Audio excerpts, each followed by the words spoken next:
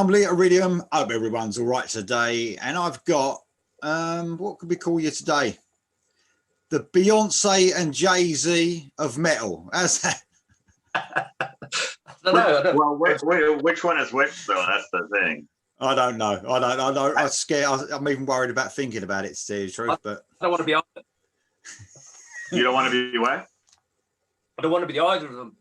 Not well, Jam can be Jay-Z because it's. I knew it was going to go down that route. You know. I knew it. Anyway, so the Batman and Robin of metal. How's that? Is that all right? Okay. Right. Okay. Good. Anyway, so we're here to talk about yet again, all killer, no filler, total frustration, and today probably the founders of metal. Would you say? Yep, definitely. Yeah, I'd go with that. Black Sabbath. So you could argue Led Zeppelin, but they're not really, are they? Let's go with Black Sabbath, shall we? Definitely. Yeah, I agree. Anyway, so all killer, no filler, total frustration. If anyone doesn't know, I'm sure everyone's getting it now. But in case this is your first time in seeing one of the series, it's all about picking our favourite songs from a band. In this case, Black Sabbath. But a couple of twists on it. One being you can only have one song from each album. And the other twist in it is quite a big one, is that you have to match the track listing. Your playlist has to match the track listing of the actual albums when they were released. So, yeah, it becomes quite frustrating. I noticed my mate Mark done one for Wasp. Oh, was he? I haven't seen that. It's his first one he attempted, and he's a massive Wasp fan, and he said it was really, he hardly got any of his favourites. In fact, none of that list, he said hardly any of them would reach his actual top 10 of songs for Wasp. Yeah, it's a much different proposition. Yes, so yeah, he's had a go at it, so he's found it frustrating, and that's what it's all about, isn't it? It's about the, you know, because you want to choose the songs you want to choose, but it doesn't always work out like that. Also, you can discover new ones that you perhaps didn't know so well, that you have to pick a number 6 or whatever, and you can listen to it. And also other people watching this can pick out some songs. Yes, exactly. Right on, Sam. And there's lots of ways you can go about it. I found that I try to pick out the ones that I really want first. Yeah. And then I end up, like you said, Jam, with a couple where I'm having to listen to track 5 of every album that I haven't got yet to find out which one's the best. And I'm still not happy. There you go. That's what it's all about. But I must admit, I love every song on this, on my list. Good. But there are a couple, yet again, this is a band where there's a few albums that I love every track. So I could literally have them as my number ones, you know, all my best tracks. So, okay. So I can't remember who went first last time. I think it was you, Jam, or Don? Who was it last time? Tom. All right. Do you want to go first now then, Jam? Because you know how confused I get when I don't go last. So that's fine. Yeah. Well, okay. So your number 1 track for Sabbath, mate. What you got? Okay. Well, when I was doing this list, I mean, I like all the Sabbath things. I thought I was going to have one from every singer until we had a discussion the other day, and I'd forgotten I hadn't got one. But I'm not going to put him in just for that. So I've got every singer bar 1. So I've got 4 of the 5. And the first one, controversially, is from Born Again, the song Trashed. Now, I love this song. It goes back to the days. I mean, when we were younger, there was no internet, there was no Wikipedia. You didn't actually know bands' discographies necessarily. All you had was what they stocked in Our Price or HMV or whatever. And all that. Our Price. Fucking Our Price. Brilliant, mate. Oh, mate, I remember that. That was my favourite shop. Well, it was. Do you remember Shades in London? That was a good shop. Yes, yeah. I'll just go get a cup of tea, gentlemen, and I'll be right back. Yeah. So I didn't know they only had Ozzy or Dio albums, so I didn't know Gillan had done an album with Black Sabbath till much later. Anyway, I heard this song Trashed, and it's I just loved it straight away, and I didn't realise the controversy at the time, and nobody really wanted him as a singer, etc., etc. But it's a really, really fast song. Don't like the screams at the start particularly, but the rest of it is just brilliant. It's got sort of Never Say Die sort of driving riff to it. I think it's all about drink driving and then crashing a car, so it's not really very PC, but it's still a very good song. So I'll go with Trashed, Born Again. So that album is one that's sort of got a cult status over time, hasn't it? That no one really liked at the beginning, and then people slowly but surely, like many bands, they sort of, not saying it's people's favorite album, but they see a lot of positive stuff in it now. I think the production was the worst thing, wasn't it? I would say about that. Everyone moans about the production, no matter who they are. Murky, fucking horrible flat production. It's really odd, but it kind of has an appeal now, I guess. Yes. Good choice though, mate. What a want to kick off your best, your playlist, eh? There you go. Oh. Okay. Dominic, what you got? Dominic has Trashed from Born Again. Oh, fuck me. Yeah. Sorry? We didn't see that coming, did we? Nah, love it. Just love it. Just, dun, dun, dun, dun, dun, dun. Yeah, I'm actually a fan of that album. I do like it. It is a strange combination. There's no two ways about it. But you know, a lot of it works, and especially Trash. I remember seeing the music video for that as well. Yeah. You would never know from the music video that it was about drinking and stuff unless you listen to the lyrics, because the video is very kind of evil. But yeah, I just love it. I think it's a great song.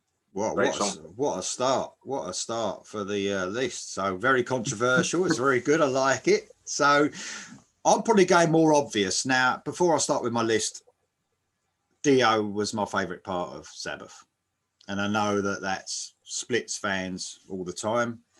Me too. Yeah, but I also understand the massive part of Ozzy and the original Sabbath and the sound they had and the way Ozzy was in the band and the way it suited it down to the ground. I understand that as well. So saying that, I thought I had to put my favorite Ozzy song on there. So I thought I'm not gonna stray away from my favorite Ozzy Sabbath song, and that's Sabbath Bloody Sabbath. All right.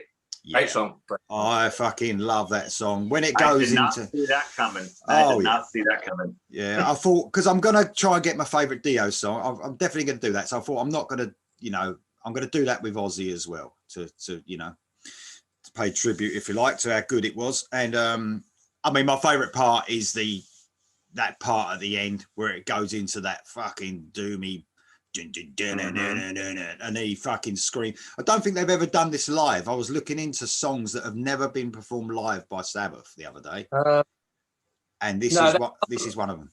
I think on the last tour they did sort of a medley and they played a bit of the riff to it. I think they didn't play the whole song. I think. Yeah, and listen, to tell you the truth, I don't know if Ozzy could. Definitely not now, but even back then he would probably struggle. Most singers would. I'm not just saying. Oh yeah. I mean, I turned that fucking bit up in the car, but it fucking hurts me ears when Ozzy. But I Can you imagine what it would sound like now? Oh, if we tried to do that now, I just can't imagine. I know, and I love it because it does that once, that part, and then it does it again because you think I could listen to that part of that song all fucking day. Yeah. And they do it for you. Yeah, and they come back in. Yeah. My favourite, I mean, they also had Tony Iommi for the first time in his fucking career had writer's block as well, didn't he? For that album, especially. There was a lot of problems in getting ideas, and then they moved into a castle in England, and then he got this riff for this song, and then the whole album just flowed after that. But it sounds fucking evil, that song, man. Yeah. It really does. I love it. Yep, Sabbath Bloody Sabbath, mate, is my number one. Okay, great song. Okay, right, number two. I was I didn't think I was going to get it in because I presumed it was track one, but once again, like on the Wasp one, the Headless Cross is actually track two because it's got I think At the Gates is track number one, which is like a little intro passage. So I managed to get Headless Cross in. Nice. For 1989, great album. Tony Martin's second album. But I just remember the video. Cozy Powell's on drums at this point, I think, just banging out that the drums at the start, and obviously super sort of sing along but heavy sort of song. It's just a great song, and it was a staple of the MTV and stuff, wasn't it? 1989, brilliant song. I'm sure. No, I don't really need to talk about it anymore. Everyone knows how to describe it. So. Yeah, I mean, the biggest success for Tony Martin career, I believe that was quite a big album. Yeah, I would say so. Yeah, so yeah, had a lot of press at the time. A lot of people were talking about that album when it came out. Just on the thing of Tony Martin, though, I mean, I'm not trying to plug one of my videos that I've uploaded today, but I sort of am. So he guests. Dominic shaking his head. He guests on so many, as you probably know, and so many projects. He goes with all over the fucking place. People are like asking him to sing, and he's just done one with Secret Society, which is a Swedish unknown sort of band. Got a couple of EPs out, and I uploaded a song today. And his voice, man, it sounds as good as it fucking did back then. Absolutely unbelievable. So there you go. Shameless plug. There you go. Well, and we got to give a shout out to your pal Mark, right? Because that's his favorite all-time singer. It is. Yep. It is. Yeah, he loves him. He absolutely loves him. I'm trying to get hold of Tony Martin. I was trying to do it secretly, but Mark I ended up saying to him, I'm trying to, get hold of him for an interview, and I want him to do it with me. And he just said it would be unbelievable for him. So wow, never know. That'd be cool. Yeah, you never know. Hopefully. Okay, what you got, Dom, for track 2? Track two, I have from an album that people say it's the Aussie years were coming down, but I actually really like it because it is so diverse. I have Johnny Blade from Never Say Die. It's got some keyboards on it. I know, everybody says it's the first Sabbath albums, and then 7 and 8, they started going downhill. But I actually think they diversified and got a bit more, I don't know, not experimental, but kind of bringing in more of the sounds of that current era for the late 70s. Yeah. I really like that synergy of that. So Johnny Blade, I think it's a great track, and nobody really talks about that album. But yeah, I think it's worth revisiting, especially those last two. Yeah, it's that album and Forbidden, isn't it? They're the Sabbath albums that people sort of have a go at more than any others. Probably, yeah. Technical ecstasy, maybe. What's that, mate? Technical ecstasy as well, probably. A little bit, yeah. A little bit, yeah. Definitely. Okay. Well, my track 2. This is fucking excellent, this song. It's not my favourite song off the album, but I absolutely love it. And it's Children of the Sea off of Heaven and Hell. Yeah. What can you say? Straight up classic. Yeah. What can you say? A bit like we was talking about Sabbath, Bloody Sabbath, and that bit at the end. What about the end on this bit? The sky is going black and all that. Oh, falling down, and the sun is going black. Sorry, the sky is falling down. It's like when I was a kid, man, it just shit me up. I just think, fuck, what that? I mean, can feel the apocalypse coming. Yeah, mate. I tell you, because when you're young, lyrics like that, they mean a lot. And you and with his voice as well, Ronnie Dio, when he shouted that, you thought you believed it. You fucking believed it. Yeah, absolutely. Oh, just sends chills down your spine still when you hear it. Amazing, absolutely amazing song. Children of the Sea is my number 2. There you go. Right. Number 3, I'm going to 1981, Mob Rules, and the epic Sign of the Southern Cross. Oh yeah, fuck yeah, that's a great one. What a great one to begin. As we all know, it's got a slow acoustic start, but I think the range of Ronnie's vocals on this, because he starts so quiet and then he goes in and then it goes really heavy into it and it just changes to his sort of standard Ronnie thing. But it's just some of his best vocals I think are on this song, and it's a sort of a slow plug-in song, but it's just builds up, doesn't it? I think it's 7.5 minutes long. Just a classic song off Mob Rules, and it's probably my favourite song off the album. I think definitely. Yeah, mate, I just love the Ronnie Dio all the way through his career. What I love those songs, those ones where he's quiet at the beginning. Yeah, the last in line from Dio. That sort of thing where it just starts off. Don't talk to strangers. Oh, mate. Another one where he starts off really, Yeah, absolutely amazing. Dominic, if you might have the same one. I don't know the way you're reacting here. Have you got that one? No. I have gone back to Sabotage one of my favorite Sabbath riffs is "Symptom of the Universe." Oh, great song. Yeah, it's just kind of unrelenting. I like the Aussie Sabbath where they pick it up a bit. I know they're known for their doomy stuff, and of course that's important, and everybody loves it. But I love when they really kind of picked up the pace as well. So yeah, that one's a scorcher. Love it. And it's the one I've got. Ah, great. No way. Yeah. So apparently this could be I mean, they invented metal, but this could be them inventing thrash. You know, very speed. Yeah, very sort of, you know, you could imagine Metallica in their early days playing a bit of this. Do you know what I mean? That chugging riff. I totally agree with you, mate. I love this song.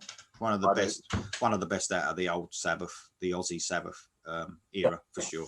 Right on. There you go. Yeah. Well, number 4. I was absolutely staggered I could have this song because without looking at it, I just assumed it was track 1 on the album, which of course it isn't. And it's the title from 1980's Heaven and Hell, Heaven and Hell. Great song. I just assumed it was track 1. I didn't even think until I rechecked it. Of course, it's Neon Knights. Yeah. Yeah. So it's like, no, I can have this at track 4. So I was well chuffed for this because it's probably my favourite Dio Sabbath song. It's a classic. It's the first CD I ever bought was this. I've still got it. I think it's still scratched now, I think, but unfortunately. But yes, that's a good first CD to say that you bought. That's awesome. Oh yeah. Yeah, I didn't have a CD player until, well, I guess it was late 80s. And I bought, I think I bought a CD single first, even though I couldn't play it. And then I bought this as my first CD, but I say it's scratched. I've got another version now, but my original one's scratched, I think. But yes, I don't know about it. It's everybody knows Heaven and Hell. It's just got everything you want in a metal song, isn't it? Slow, fast, you know. It's Does anybody not know the lyrics? I mean, it's just go on. Yeah, lovely little slow gallop in there in this. I fucking love that song. Absolutely brilliant. Okay. What you got, Dom? Me too. God damn it. Yeah. I mean, you just can't. Yeah. It's just one of those, you know, what it always reminds me of, obviously, growing up in the States, we had the huge metal, like, arena shows for everybody, whatever. And I swear to God, I don't know why, but every time right before the band came on, they would start playing Heaven and Hell, no matter who it was. It could be Motley Crue, it could be Whitesnake, it could be whatever. I don't know what it is. And every time the crowd goes fucking ape shit. It was so great. You know, it's just a vibe. Like the lights hadn't gone out totally, but they'd done like the initial lights go down and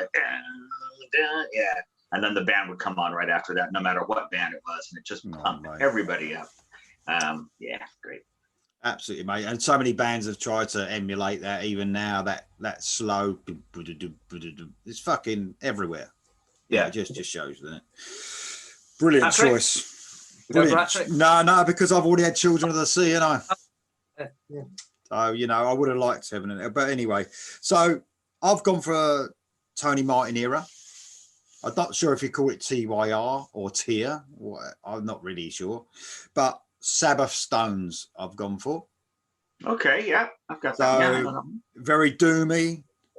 Obviously, you don't even have to say about the vocals; they're just amazing. Whatever he sang, Tony Martin.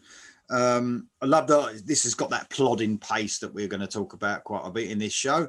Lovely acoustic parts as well. So breaking it up, it's nice to hear an acoustic guitar. You don't hear it too much, do you? From Tony Iommi, it's very riffy most of the time. But when I love an acoustic guitar. I don't love acoustic albums, or they piss me off actually, like acoustic all the way through. They just bore me to tears. They piss me off. Yeah, but I do like it when you get epic songs, an acoustic guitar comes in rather than a clean, like, you know, electric guitar with just the effects off of it. I love an acoustic guitar. I just think it brings out so much more. So Sabbath Stones off of Tier or TYR or whatever you want to say. There you go. Do you like Miles Kennedy's first album? Because that's not really wouldn't have been my sort of thing, but it's all acoustic-y, but it's sort of, it's just different, isn't it? It's okay. It's okay. I saw him live a few times on that tour playing it. Yeah. It was a lot better live because of the Yeah. intimacy of seeing someone with an acoustic guitar. But as far as sitting down and listening, you know, intently to acoustic albums, not for me. No, You know, really when a band all of a sudden brings out a whole version of all their songs acoustically, I'm like, nah, I probably won't even listen to it. even Tesla. See, that was a live one, wasn't it? The 5-man acoustical jam. But I actually loved that when it came out. I thought it was brilliant. I think, you know, I'd rather listen to the Tesla normal stuff, but it was still good for an acoustic album. But yeah, just not Actually, a massive you know, I completely agree with you, Lee. It's funny because a lot of people wouldn't say that, but even my very favorite bands, artists of all time, I don't think I'd go see a whole acoustic show. I just think I'd be bored to tears, you know. Yeah. It would have to be somebody really, really important. But yeah, that whole era of the unplugged, when everybody was doing the fucking unplugged show and stuff. Yeah. Get Yeah, a book. Totally agree. Christ. Yeah. Yeah. Oh wow. My favorite unplugged probably show I've ever seen, not seen it live myself, but seen it on TV, was the Queensryche one when they did it on MTV. I thought that was something pretty special. But apart from that, I can take it or leave it. Do you know what I mean? It's just not for me. But there you go. Okay. Sorry, digressing slightly. Yep. Track 5 then, first Aussie era song from 1970, but not the first album, from Paranoid, Electric Funeral. Yeah. Now, this is a classic Black Sabbath song. It's very slow, doomy. I think it goes about 3 minutes in, and we have a guitar solo before he actually says, before 2 minute mark before he gets speeding up, and then it goes back to slow again at the end. So it's just a classic. Well, it's just a good song, I think, Electric Funeral. Yeah. Great choice, mate. Great choice. Yeah, that whole album, I mean, what are you gonna, you know? Yeah. The whole album is full of classics, basically, you know. Yeah. I'm surprised no one had, because I think we've gone, well, I haven't had, but you've both had your choice. Yeah, we've gone past War Pigs and we've gone past Paranoid. Yeah, all the big ones. Definitely. That's one of them songs, Paranoid. I could never, I don't care if I never listen to it again, that song. Me too. Not bothered. Me Honestly. too. You won't find any of those on my list, no, because I would never put it on consciously. No one. What you got then, mate, for your number 5? Number 5 is, yeah, this is the one where I'm like, yeah, I mean, I have to have it on here. Mob Rules, from Mob Rules. I mean, it's, you know, between that and Neon Nights, I don't think I could ever choose between those two songs of what to take with me to my desert island or whatever, because they're both just, I mean, it's like a shot of adrenaline in your arm, you know. It just starts and I just fucking love it. It's just, it is. I mean, Dio Sabbath era, I love it. You know, I think it's amazing. So, yeah, the Mob Rules. I mean, come on, you know, it's just magic. As Dio would say, it's magic. Oh yeah, exactly. Okay, well, my number 5 is coming off of one of my actual favorite albums from Sabbath, and it's a very controversial one because some people don't really like the album. I think it's good, excellent from start to finish, and it's the title track from Seventh Star. I fucking love this album, and this ain't my favorite song off that album either. I just think it's packed full of brilliant songwriting. Obviously Glenn Hughes is great on this one. I'm not a huge fan of Glenn Hughes, by the way, that sort of soulful but on this album I just think is his best performance for me. Yeah, he's a bit more calmed down on this, isn't he? He doesn't do those kind of like wow. Yeah, Glenn Hughes sometimes can oversing like nobody's business, but yeah, he's a bit more subdued on this album, which is surprising because it's a Sabbath album, but I love this album when it came out, and I love it now. And I just think the production is brilliant. It's everything really shines on it. Seventh Star obviously is a bit of an epic, sort of Eastern type melodies going through it. Absolutely brilliant. Love that track, 7-star. But like I said, not my favourite off the album, but a brilliant track. Okay, track 6. Yeah, that's the one singer I haven't got, and everyone says that album is really good. I ought to give it a listen. I just don't mate, it's got some. I mean, it does sound like people say it is a Tony Iommi solo album, and we know the story behind it was meant to be. And Glenn Hughes didn't even know apparently that it was going to be a Sabbath album, but it doesn't sound like anything they've done. It really doesn't. But it's great though. It's absolutely great. So there you go. Okay. All right. Number 6, sticking with Aussie. I got my notes mixed up on the last one, so I might have sounded gibberish on the last one. But number 6, Master of Reality, 1971. I've gone with Lord of This World. Oh, yeah. This is a heavy, doomy riff, and I think it goes about 3 minutes, and a guitar solo before he comes in with Lord of This World, which he sings. And it's just I mean, Master of Reality is a very good album. It's arguably one of their strongest albums, I think. Every song on it is good. But Lord of This World is one of the standout tracks, so I was quite pleased I could get this one. Right. Yeah, good one. Right choice. Okay, for me, it's Ozzy as well, but again, it's from one of the later albums. This is from Technical Ecstasy, Rock and Roll Doctor. You know, I love my good time rock and roll. Oh, yeah. And this is just a great, gotta see the rock and roll doctor. You know, it's just, they've gotten a bit looser now, and they're not quite as sludgy and doomy. You know, they're putting a bit more of your, I get classic rock into the mix here. This sounds more like maybe it would be like an Ozzy solo track or something, that kind of like catchy chorus and stuff. But yeah, there you go, Rock and Roll Doctor from Technical Ecstasy. Good one, mate. Good one. I thought that was going to make the list. Okay, number 6, I'm going to Master of Reality album and Snowblind. Oh, yeah. Yeah, so... Have we messed up there? Lord of This World's a Master of Reality, isn't it? Is it me? It ain't me, is it? No, I just have the wrong album. Unless I have. I get all my information from that excellent page wiki. That's always right. I think Snowblind's on volume 4. Yeah, I was going to say, it's on the album. Oh, fuck. Sorry. Yeah. I've got to make sure I've not got volume 4 now, haven't I? I haven't. Oh, thank fuck for that. I've just written the wrong one down. Sorry about that. Yeah. Okay. Volume 4. Song, Snowblind. Fucking hell, what an idiot. Anyway, here you go. Snowblind I've got. Really cool groove to it. It's like, I love it when Tony Iommi does some really melodic parts on the guitar throughout this song as well. And you know what I love about metal back then, especially Sabbath, is they didn't really stick to the routine of verse, chorus.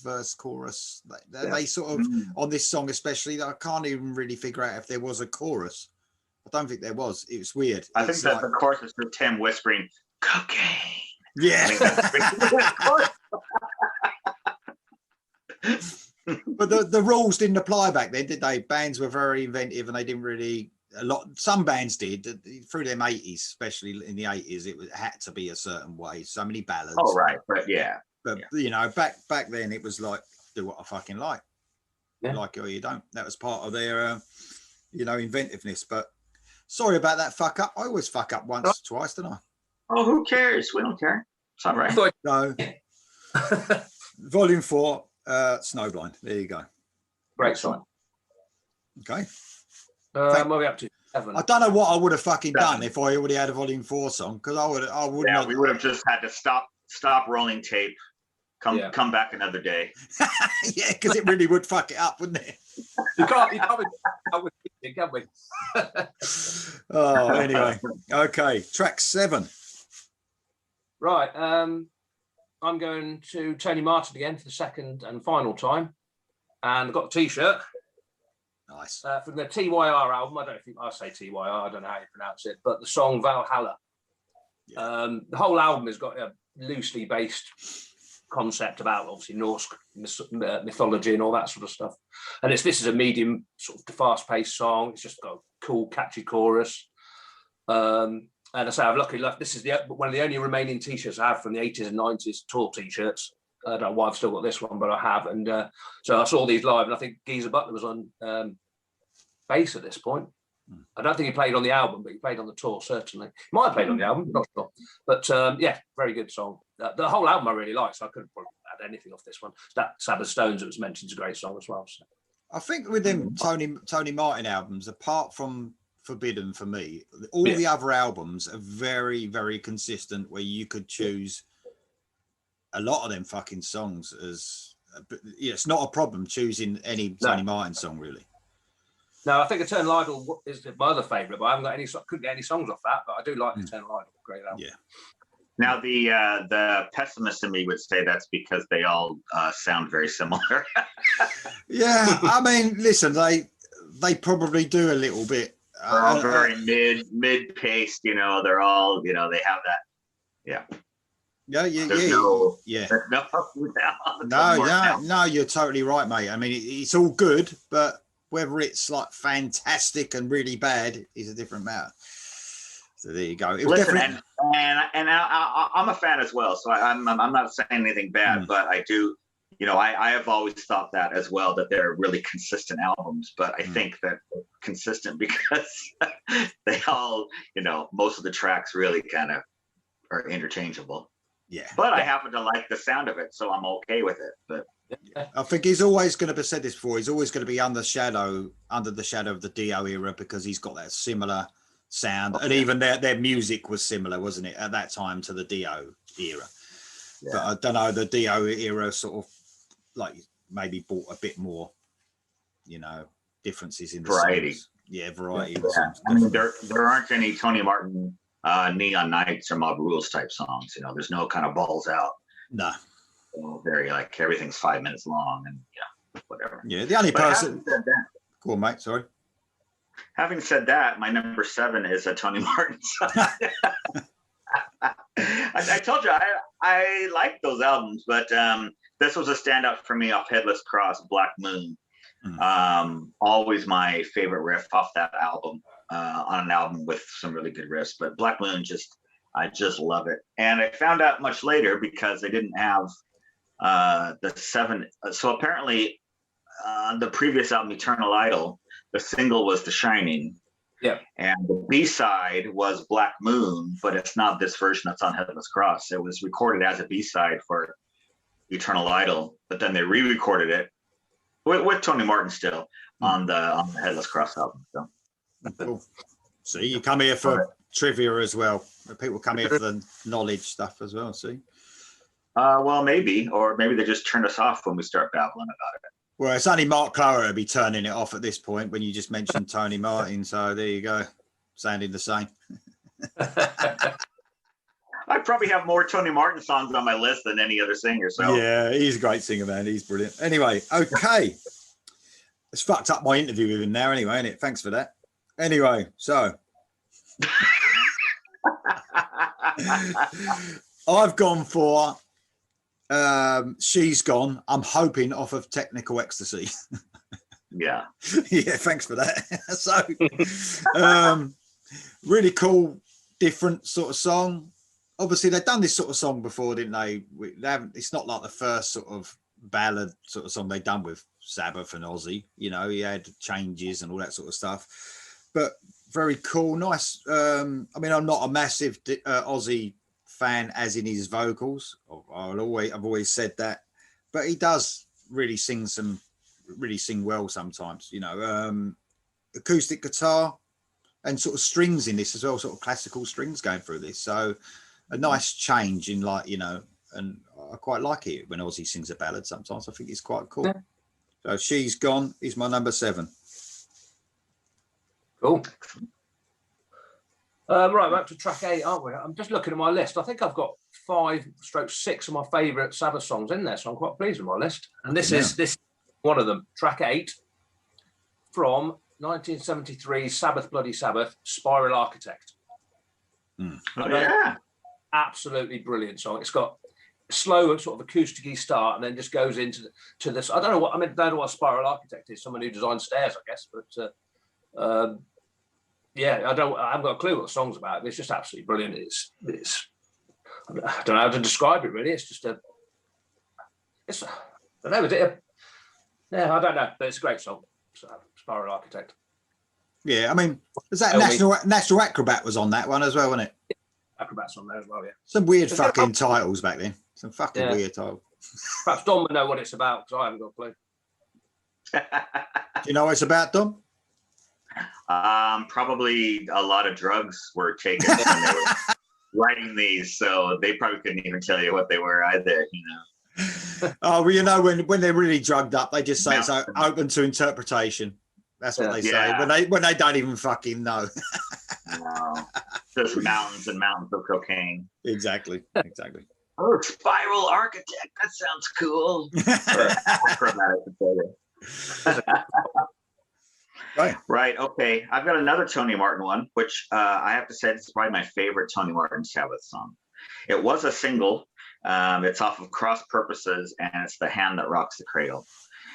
Now, I was a bit unfair just now when I said that they didn't really have a Neon Nights or a Mob Rules, because if they did have a Tony Martin Neon Nights or Mob Rules, this would be it. This has a really upbeat killer riff. It's kind of similar to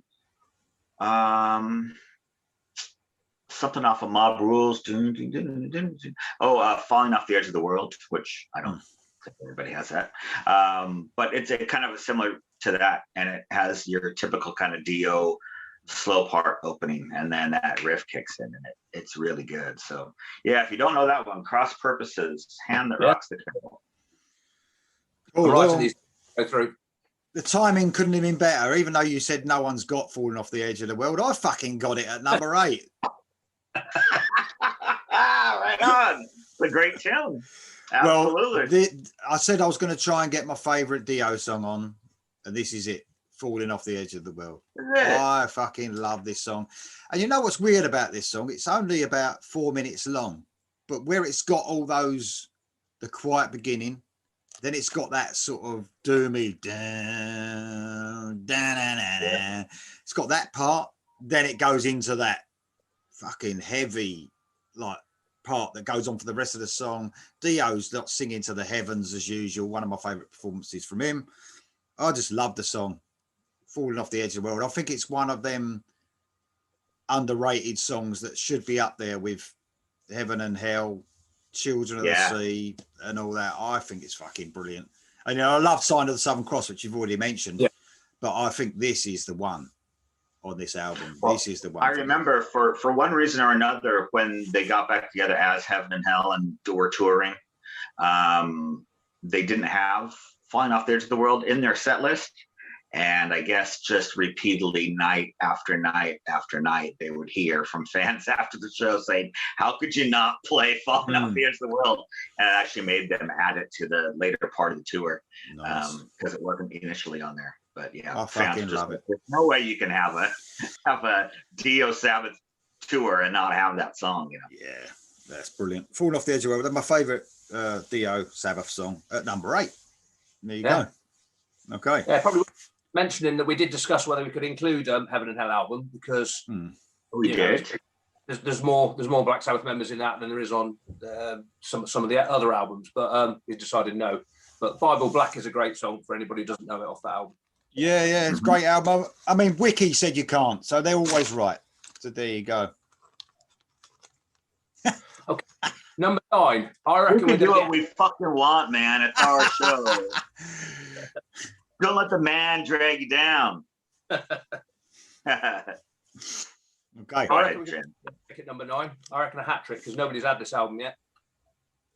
And I'm going for 1992's Dehumanizer and the song I. Another I. A quiet start, and then it goes into a massive riff, and it's just been a favourite of mine for ages. Always playing this song if I play a Sabbath song. It's just a classic Dio. It could have fitted on Heaven and Hell or Sign of the Southern Cross. And, absolutely. It's got a great line in it. It goes, "Oh, smash your face in, but with a smile." So you can't beat it, can you? Oh yeah. We've all been there. Is this the very first video cast where Lee has been caught eating? Yeah. The worst thing is, lucky enough, my missus never watches because it's her chocolate orange. Chocolate orange at 9 in the morning. Yeah, there you go. Good. Oh, what makes me laugh well, though, that lyric that you've just said, "I'll smash your face in, but with a smile," coming from someone who was like 4 foot tall. Exactly, yeah. Mind you, now we're going to get heightist, are we? Uh-huh. mind you, he sounded like he was about 8 foot tall, didn't he, Dio? Oh, yeah. Fucking hell. Absolutely. Well, surprisingly, Jam, I picked I off of Dehumanizer. Yeah, it's a good track, man. Yeah, it's a brilliant track. I love that album. I think I think now, sort of like Born Again, I think a lot of people pay and give it a lot more attention now than when it came out, because it came out in what, 92. So I mean, we're talking about, you know, all those bands around. But yeah, I's always been a standout for me. Just love it. Again, him just singing his ass off. Yeah, I absolutely love that album. I think it's me too. Fucking brilliant. But there's one thing I wish they'd done on that album is just turn the bass up just a little bit more. You know, because like Mob Rules was just fucking bass, wasn't it? That was so bassy. Yeah. But you know, somewhere in between Mob Rules, you know, and Heaven and Hell, that sort of bass. But it's a fucking excellent album. It sort of made it a bit more aggressive, I think, because of the less bass. But you know, anyway, it's a fucking excellent album. Good choice, guys. Yeah, absolutely. My number 9, Tony Martin, Cross Purposes, Cardinal Sin. Yeah. Yeah, this is like it sounds a bit like Kashmir, but I don't like Kashmir because I don't like Zeppelin. So there you go. I just love to, but it does sound a little bit. It's got that sort of vibe. Who do you like less, Deep Purple or Led Zeppelin? Led Zeppelin. You like Led Zeppelin less than Deep Purple? No. Sorry, I like them more. I like Led Zeppelin a little bit more than Deep Purple. A little bit more than Deep Purple. Okay. We just want to, you know, just in case Ian Gillan ever calls and wants to do an interview, I just want to make sure that you. Anyway, I think we talked about Tony Martin already. I just think he was really great, and he's still singing just like he did back then. You know, this was an album that come and went, didn't it, without anyone really knowing about it, like a lot of the albums did back then from metal bands, you know. But he came back into the band at this point. So he'd gone. Ronnie came in, he went, and now he came back and done this. Sort of used and abused a little bit, I think, when they needed him, by the looks of it. But I know. But, you know, if they ask you to sing for Sabbath, I mean, we're going to say no. No, I think I'll just stay home. And no, exactly. You know. No, but he's got a brilliant vocal. Absolutely superb. But Cardinal Sin's my number 9. And then we get on to the really difficult number 10, because rightfully so, as Dominic pointed out, there's not many 10s on Sabbath albums. You've got 3 albums that have a number 10. Out of 19 studio albums, there's only 3 that have a 10. So, yeah. So I mean, a lot of bands back when all them years ago had many more than 8 anyway, did they? A lot of bands, you know, there was a stretch to get a 10 on a record, big time. Yeah. From any band, albums were like 30 minutes long, weren't they? Yeah. So right, okay. So what you got for your number 10 then, Jam? Final Aussie song, obviously. Final song, 1972's Volume 4, Under the Sun / Every Day Comes and Goes. It's just a great song. It's actually one they play live. Starts off another slow start and it speeds up again, and then it goes into the Every Day Comes and Goes bit of the middle, and then it goes back to the Under the Sun sort of riff at the start. And let's say it's a really good song. I didn't really know it until I always look on setlist.com before I go and see a band. And I don't know if they played on their very final tour, but they played it tour for, I think they've done a couple of tours with Ozzy back. They certainly played it on one of them, and it's just a great song. It might even be the last song they played before they do the encores and the Paranoids and all that sort of thing. Great song. If you haven't heard it, listen to it. I didn't think there was a number 10 on that album. Oh. It's too late now. It's too fucking late now. Should we go on Wikipedia and see? Oh, look, Jam's like fucking what the fuck? Oh, he's you wanker, he's thinking. The suspense is just too much. I know. I'm sure the audience. Hold on. Get the fuck on. Oh, it's on your Wikipedia says it is. Yeah. Wikipedia says it's a number 10. Yeah. All right. Well, excuse me. Well, Wikipedia could be wrong. My apologies. No. I'm gonna go with Wikipedia as always. I might have it on vinyl. I will defer to Wikipedia. Okay, I think there could be a few more comments than normal under this video from if it's either way. And lots of thumbs down too, hopefully. Vinyl. Has anyone actually got the vinyl?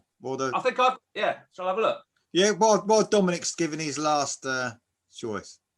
Right, go on in, Dom. While he's trying to prove you wrong. A story about number 10. The reason why I messaged you last night, because I had done the list a while ago, but I based on my choices off of like my own iTunes and things.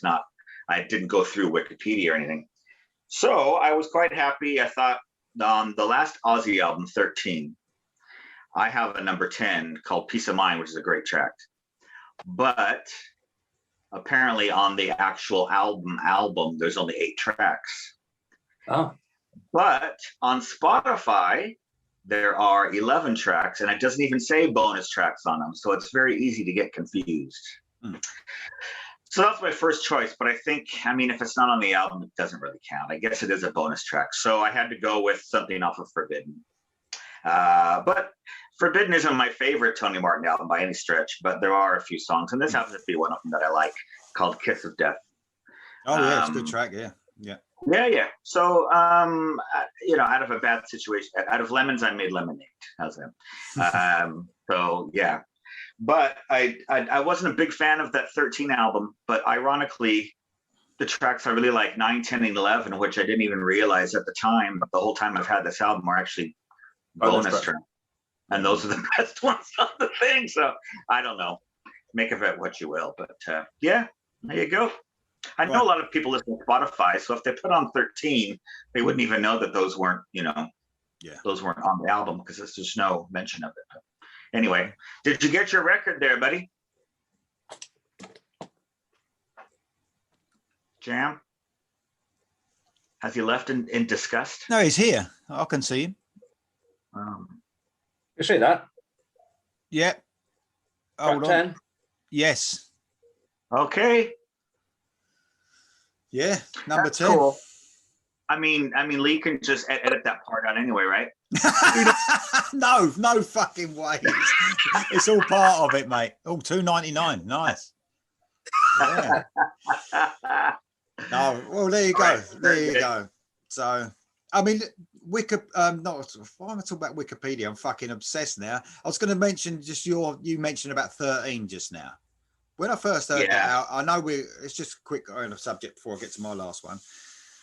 You're totally right about the album. It's sort of like, it was almost like a cover band of the old Sabbath. It was almost like he nicked all the riffs that he used in the early days and just mixed them up a little bit, or nicked even whole songs. End of the Beginning. That's Sabbath. That's Black Sabbath, isn't it? Just moved around a little bit. And I know there's a lot of people that are fans of the 13 album, but in a way, some anyway. But I think in a way, it was the production didn't help because it was too good. That's what made those old Sabbath albums a bit. This was like really good production on a really old sort of sound. It didn't. You lose something when that's what made those early albums still sound so great, is because there was nothing else at the time that sounded like them. But when you mix in that modern production that can be really super loud and very bassy and stuff, it's gonna affect your general idea about it. Put it this way, the Heaven and Hell album was a lot better from Dio, I think. Anyway, there you go. That's a bit of more controversial subject. There you go. I think most would agree with that actually, but I don't know. Maybe it's just my peers, but would think The Devil You Know is better than 13. But. Okay, well, my track number 10, I fucking love it, so I was quite happy about. You must know there's not many 10s anyway, so you might have guessed what it is. Dehumanizer? Yeah, Buried Alive. Yeah. This one is as heavy as fuck. It's probably one of the heaviest tracks they've ever done. Dio doing his like almost shouting on the verses of this. Just amazing song. Then that riffing is just mental. I mean, it's very aggressive, this album, isn't it? You know, really aggressive. And this is probably the most aggressive song on the actual album. A brilliant closer. And I'm actually glad it ended up at my number 10. So there you go. There you go. Yeah, Done. That's another example of how he found a melody to go over that riff, because that riff is kind of discordant and just not very melodic. And then he somehow found a melody line to sing over it that sounds great, you know. It's a special talent. If anybody's ever tried to write a song or to sing like a melody off the top of your head with somebody's riff, you know how hard that is, and especially if it's a riff like that, or it's just you just created a melody out of nowhere. Excellent. Okay, right. Honourable mentions, guys. To Jam first. Okay. Track 1, and I wanted to, when I thought of doing this list, I thought that you can't have Black Sabbath without having the first song that invented metal, which is Black Sabbath. But the more I did it, I wanted to have Trashed on there. I wanted to have, so yeah, Black Sabbath is one I would like. I don't get bored of that song, unlike Paranoid or Iron Man or Sweet Leaf. Well, no, I like Sweet Leaf, but that sort of thing. So yes, definitely Black Sabbath. Sweet Leaf, as I mentioned, I'd have that from Masters. Sabbath Bloody Sabbath, as we've got Lee, I think. And Never Say Die, I love that song from Never Say Die. I don't think anybody had anything off that. Oh yeah, Johnny Blake did. Yeah, he did, yeah. And then The Shining from The Eternal Idol. Number 2, and I really wanted this, but I couldn't get it in, was The Wizard from Paranoid. Oh, right. Love that song. I think it was in Peaky Blinders as well, which was quite good to see. And Children of the Sea, which I think Lee had as well, actually. Yep. Track 3, Sits of the Universe, another one you had. Great song. Say, birth of sort of speed thrash metal. And the song Jerusalem. I don't think anybody had that, did they, from BYR? No. Track 3. Track 4, Children of the Grave. Nobody had that, I don't think. Great chugging song. And When Death Calls from Headless Cross. That's quite a slow-paced song.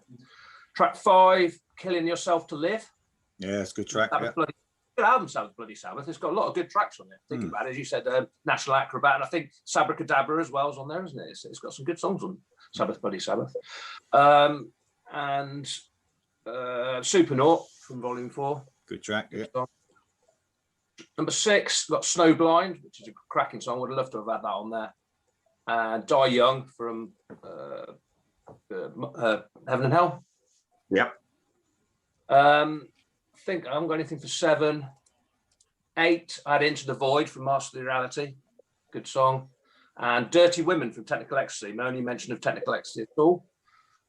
And number 9. I had Rock and Roll Doctor. Yeah. No, my only mention. Yeah, you had it. Oh, right, yeah. Yeah. And I think that's it. No, I don't think I had a 10, so that's it. Nice. Yeah. Well, you got them. Mine is really similar to Jam's. I think the only number 1 that he didn't already mention was Computer God from Dehumanizer, which is just a stormer. Let's go down to number 4, Hard Road. I like quite a bit. I think that was one of their only Top of the Pops appearances doing that. And NIB, Nativity in Black, the great older song. I missed that. Yeah. Number 5, Evil Woman. And Zero the Hero off of Born Again, which a lot of people have compared to that Guns N' Roses kind of took the riff for Paradise City, but that's a different one. Number 6, Country Girl off Mob Rules. Always like that a lot. Yeah. Digital Bitch, I love, off of Born Again. And another one that was really hard for me to leave off is Time Machine off of Dehumanizer. I just think that's a great song. For 7, Am I Going Insane off of Sabotage, one of my favorite early early ones. And 8, Fairies Wear Boots. Yeah. Dirty Women, and Flying Off the Edge of the World. So nothing for a 9 or 10. No. Okay, we know I'm a bit. No, I like to be different than so I've just chosen the ones that I would like to have in their place if I could. So I was happy with my Sabbath, Bloody Sabbath at 1. I was happy with Children of the Sea at number 2. Number 3, I had Symptoms of the Universe. I would have liked to have Sign of the Southern Cross. I think that's the best track 3 across all the albums. Number 4, I had Sabbath Stones. I would like to have had Heaven and Hell, if I could do it. Number 5, I was happy with Seventh Star. It's great. Number 6, Snowblind. Instead of that, I would like to have Die Young. You can tell there's a bit of a theme coming here, a Dio theme coming here. Yeah. At number 7, I had She's Gone. I would like to have Sins of the Father from Dehumanizer. Is a surprising one. I'm happy with my number 8. It was the best Dio song, Falling Off the Edge of the World, and probably my favourite Sabbath song in total. But one I've just got to mention, and that's off Seventh Star, and that's Angry Heart. I fucking love that song. If you want to listen to one song, Jam, you want to, listen to Angry Heart. That's probably my favourite song easily off of Seventh Star, and one of the most underrated. What an excellent riff going through that. At number 9, instead of Cardinal Sin, Over and Over, I would have liked. Mm-hmm. And 10, I was happy with Buried Alive because it was Dio. Yeah, I'm with you there, buddy. So, yeah, sorry to all I do like the Aussie stuff. Sorry to all those Sabbath fans that are just, spitting their dummy out, kicking their toys out of the pram at the moment. It's just an opinion, as you all know. Yeah, I mean, if you were to do Aussie, I guess you could almost fill it up because there'd be 9 Aussie albums, including 13. Yeah. So I guess you could, but I don't know. I mean, it's such a long and diverse career. That's what I like about it. Yeah, if it was just those 8 albums, of course, they would go down in history still. But I do like that Tony carried on, especially Dio. I mean, I don't know how anybody can argue. They are 2 separate entities. Obviously, Ozzy and Dio are very different. Yeah. But they're both just legends. So, I can't stand it. I do want to say it. Sorry. No, go on, mate. I do want to say it's funny because my very favorite Tony Martin album is the Eternal Idol, and I didn't get any songs on there at all. But that's just the way it goes. I love that album as well. I didn't get any off it as well, which is a shame because I do like it a lot. Probably that by our probably equal. I think a lot of people just maybe casual fans thinks that Headless Cross is the first Tony Martin album. Because when Eternal Idol came out, talk about something that was ignored upon release and just nada. But there was a lot of hype behind Headless Cross. But yeah, that's actually the second album. Anyway, just want to throw that in. Well, just before we go, I just want to mellow out those Aussie fans just a little bit, because even though I much prefer Dio, as anyone can tell, I actually Dio singing the Aussie ones, I never got along. The Aussie songs, I never got along with them. I think that was Aussie all over. I'm not saying he couldn't sing them. He could sing them in tune. He could sing them, but it didn't sound right. Agreed. So there you go. Yeah. There you go. See, I'm nice. Sort of.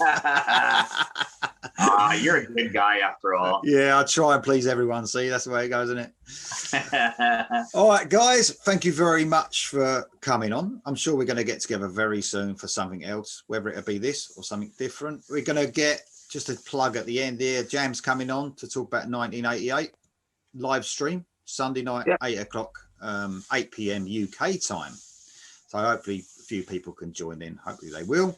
But Dominic, you're going to be back. We're talking about doing something else, this sort of theme, but with something different as well. So we can't get rid of this show now. This is just it's brilliant, isn't it? And Jam's idea, obviously. So there you go. You enjoyed yourself, guys?